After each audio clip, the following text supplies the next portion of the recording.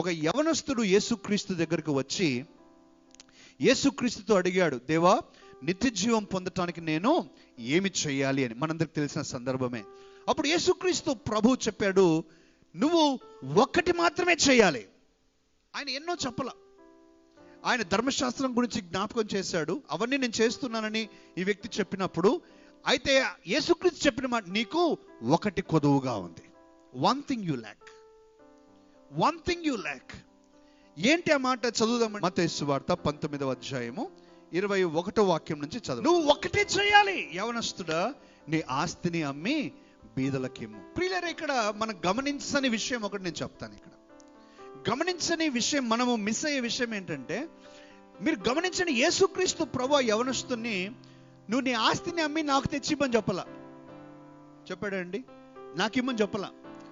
నీ ఆస్తిని అమ్మి ఎవరికి ఇమ్మంటున్నాడు? బీదలకి